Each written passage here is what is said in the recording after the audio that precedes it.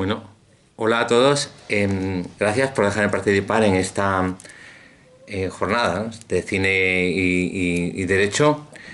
He escogido la película El pequeño salvaje de François Truffaut, un film de 1970 que relata la historia de un niño encontrado en un bosque de mediodía francés cerca de Toulouse.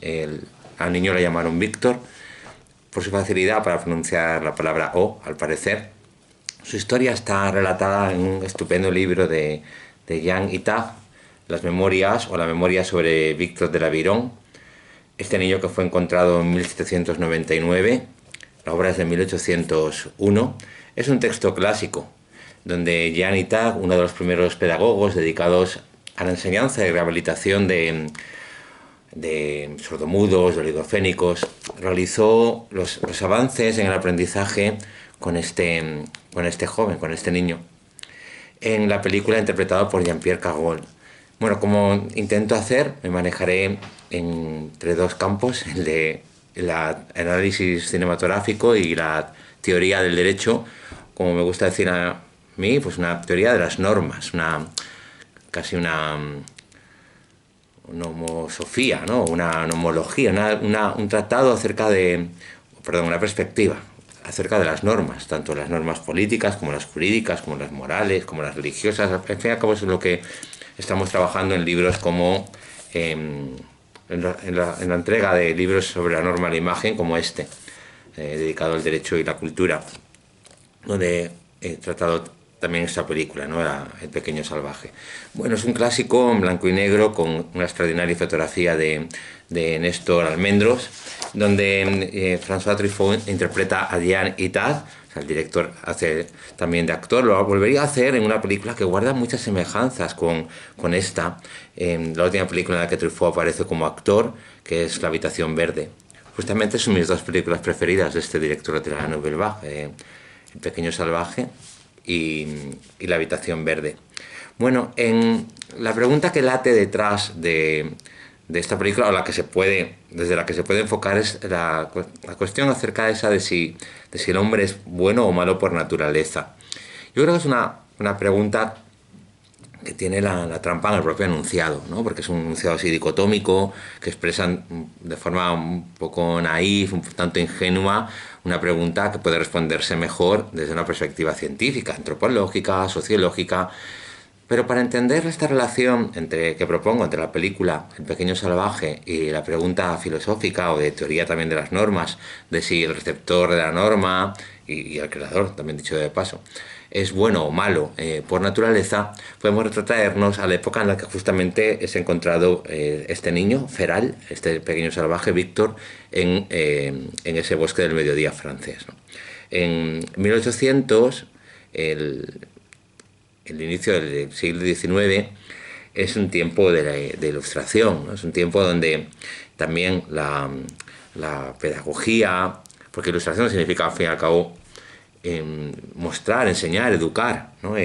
Para emancipar, para liberar al hombre, al ser humano de la ignorancia, de las supersticiones, de la época oscura, ¿verdad? Bueno, pues aquí te encuentran un caso excepcional para investigar la naturaleza del hombre. A menudo se dice, se plantea el problema o la pregunta acerca de si el hombre es bueno o malo por naturaleza, acudiendo a dos filósofos como antitéticos o antagonistas en el punto de partida sobre la naturaleza del hombre, que serían Thomas Hobbes y Jean-Jacques Rousseau. Por ir al primero de ellos, cronológicamente, en Leviatán y en otras obras, Thomas Hobbes expresa esa idea, repetida como un cliché, ¿no?, como un tópico, tantas veces del homo homini lupus, ¿no?, de que el hombre es un lobo para el hombre, o que el estado del hombre en naturaleza es un estado de permanente guerra de todos contra todos.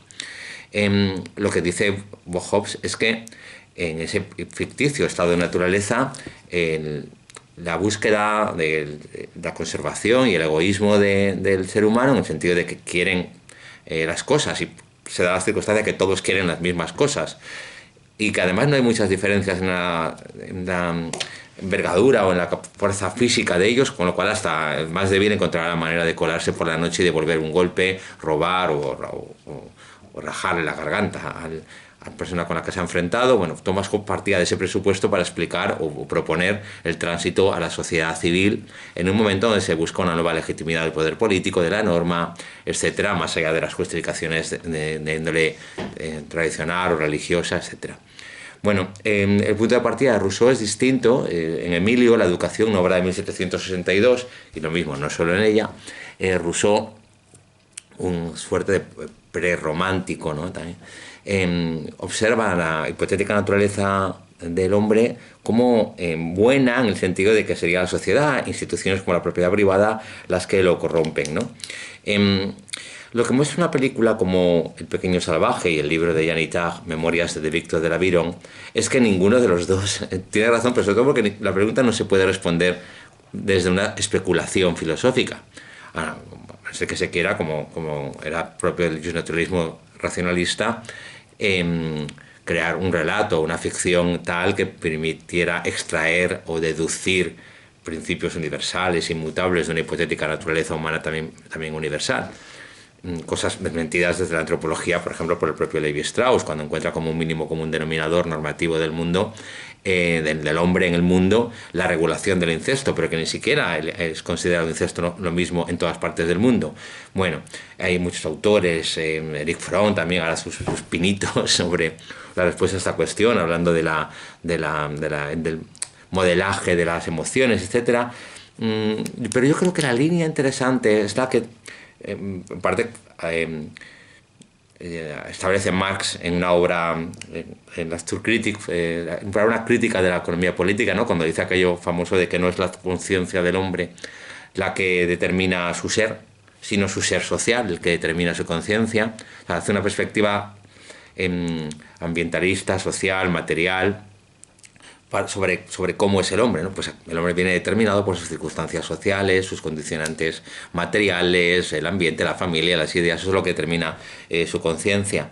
Pero yo creo que fue Foucault y Weber, Weber antes que Foucault, los que desmontaron toda la teoría esta del contacto social y sus presupuestos acerca del estado de naturaleza del hombre, diciendo algo así como que la naturaleza del hombre es intrínsecamente normativa, es decir, que las normas no es algo externo al hombre, sino que lo constituyen. O sea, el hombre crece, se hace a partir de una interrelación constante con su ámbito normativo, ¿no? Que es un ámbito normativo de distintos tipos, desde la educación social, en el ámbito doméstico, la religión, la ética, la moral o el derecho, la pertenencia a instituciones, etc. De forma que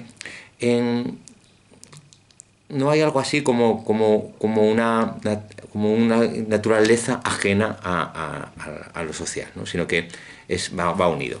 Quizá hay aquí ecos sobre el zoom político, ¿no? El hombre social de Aristóteles, y quizá ecos también de aquel mito que relata Platón en el Protágoras, como Epimeteo se olvidó de darle un don a los humanos y por eso su hermano, el titán Prometeo, Epimeteo el que ve más tarde, Prometeo el que se adelanta, Prometeus, una metis adelantada, bueno, coge el fuego, el logos a los dioses. Bueno, todos esos ecos me parece que son más interesantes, ¿no? Para decir algo así como la antropología negativa de Arnold Gehlen, ¿no? El hombre no es que sea bueno ni malo por naturaleza, sino justamente lo que ocurre es que no tiene un código de conducta, no nace con código de conducta, ¿no? Entonces, de ahí la importancia de la educación, del ambiente, de las instituciones. Yo dejo para el debate posterior cuestiones como que quizá en nuestra época, una vez la ilustración ha fracasado en determinados aspectos de educativos, emancipadores, pues hay una suerte como de predisposición a la idiotez, ¿no? a la estupidez, a lo zafio, en el hecho de que, no sé, canales como Telecinco sean los más visitados, o todo esto de la posverdad. Quizá podría hacerme replantear la cuestión de más que si el hombre es bueno o malo por naturaleza, sea si el hombre es tonto por naturaleza, porque esto que estamos observando, ¿no? El creciente peso de los populismos, la gente que no acaba de decantarse, de conocer lo que es el sufrimiento cuando lo ve, sino que está siempre con sus conjeturas que le eximen de tener una responsabilidad, aunque sea moral, pues no sé, desde los muertos en el Mediterráneo a las masacres de Putin en Ucrania, pero bueno, no quiero desviarme la atención. Quiero recordar dos cosas sobre la película y con esto voy a acabar. El pequeño salvaje de François Truffaut juega muy bien con los espacios y con la frontera entre los espacios. Cuando en la primera escena Víctor desciende como de las ramas de unos árboles que dan a una propiedad, a partir de ahí le veremos sobre todo dentro de casa, con Jean Itard, con el personaje de François Truffaut, siempre incómodo, observando por la ventana lo que podrían ser sus momentos de felicidad, la lluvia, el corretear como haría por los bosques, ¿no? Y Truffaut juega muy bien con esos espacios interiores, exteriores, muy poética la música de Vivaldi que acompaña la película.